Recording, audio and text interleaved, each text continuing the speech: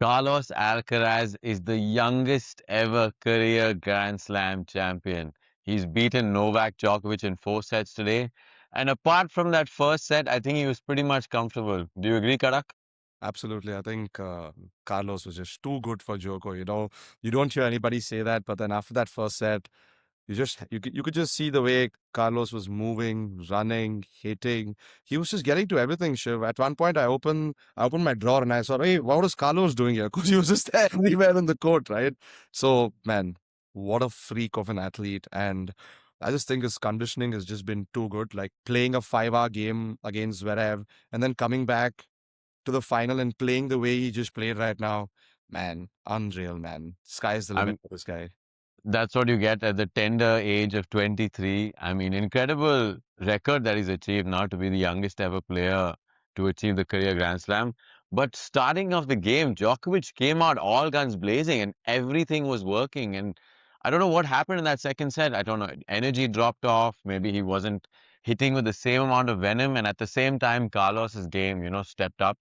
And you could see that slowly, Djokovic's mental sort of confidence came down, that determination level came down. I think he gave it a shot in that final set. He went up to 5-5, but then he just didn't have any gas left in the tank. But I mean, we must give him some credit though. This has been a phenomenal tournament, even though Musetti probably would have gotten the better of him. But to beat Sinner the way he did was a phenomenal victory. And I think that's what probably gave him some confidence going into the beginning of this game. But just to beat both of them back to back is never Tough. going to be easy. Also, one a good thing about the Alcaraz game today was that Alcaraz didn't go for those winners. He wanted to extend the rally as much as he could, only because he knew that Djokovic was getting tired. And there were so many times in the game, like he just has that short ball.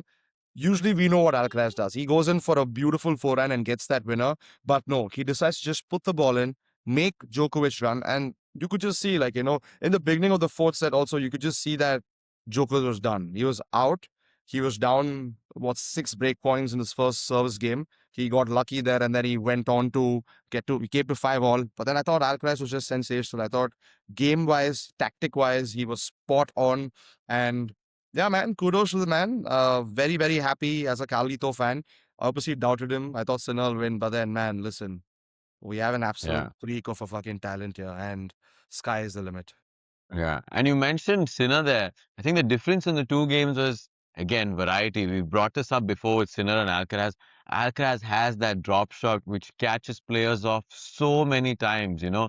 Sinner and Djokovic just got into a baseline battle. And I think in that game, Djokovic, conserved his energy really, really well. He went for the points that he was supposed to win. Some games that Sinner was serving, he'd let him win 40-love and just concede the game. Today, because of Alcaraz's variety, I felt like he wasn't able to do the same thing, because you just don't know what Alcaraz is going to do. That drop shot comes out of nowhere and it's hit so deceptively well. So that variation is what I think took him over the line today. I agree with you. And also, if we just saw Djokovic also doing or trying to do what Carlos Alcaraz was doing, right? Yeah. Djokovic also kept dropping. But man, Alcaraz is right in the edge of that bloody board there, and he's running and getting it every time. There were 4, 5 shots where I was like, wait a minute, how is he getting that?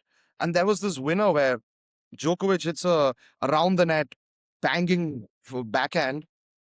Who's there? Mr. Alcaraz. He's just there everywhere. Like after a point, even Nadal's like, wait a minute, I've seen this somewhere. Is that me? Yeah. His reading of the game was just phenomenal. But I have one question for you. I think Djokovic has shown us something this tournament that he can beat these two. He's beaten them both before, but do you think he will win that 25th Grand Slam? Man, tough man. I think again, we speak about Djokovic, we speak about Alcaraz, we speak about Sinner. We can talk about how Sinner kind of doesn't have that variation in his game, but he has everything else in his game to beat Djokovic. But I just think it's tough to beat both. Like again, the draw should be on your favor. You got to be extremely lucky to not have Sinner play Sinner in the semifinals and then play Alcaraz in the finals. Would you have thought if Zverev would have gone through? You think Djoko would have won today? 100%. I have no doubt in my mind that Djokovic wins that match if Zverev is there. just to beat both of these, already it's such a mental effort to beat one, mental and physical effort, of course. To beat them both back to back is going to be his challenge. So, like you said, the draw has to be in his favor, or one of them has to probably be injured for a tournament or something like that. I think he has the capability to beat one. Like I think last time the Australian he beat Alcaraz. This year he's beaten Sinner.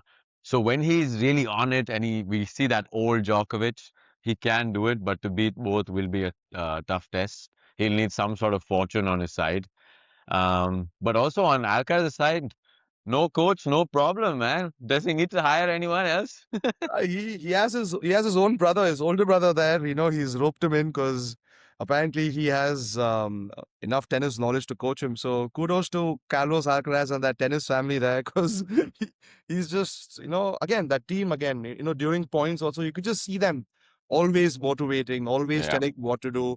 There was a point where in Spanish they said extend, extend. So I thought extend your Uh-huh. arm or extend but then I realized that they wanted to just Rally, extend the just the rally. rallies. Just the Yeah. rally. And then in the first set, bro, what was that forehand from Djokovic? Yo, Yeah, yeah. listen, I was scared.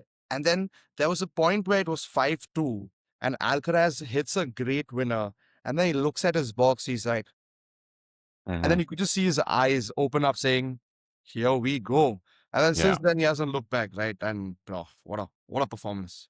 Yeah, I think what Djokovic did in that first set was just like he was unplayable, right? Like everything was going in, his forehand was on fire, and he was literally going for the lines, right? Both corners, cross court and down the line. If someone is playing like that, fair play. But the question was always going to be, can he sustain that level for 3 sets, which is really hard to do because also Alcaraz stepped up his game, changed his strategy, and finally got over the line.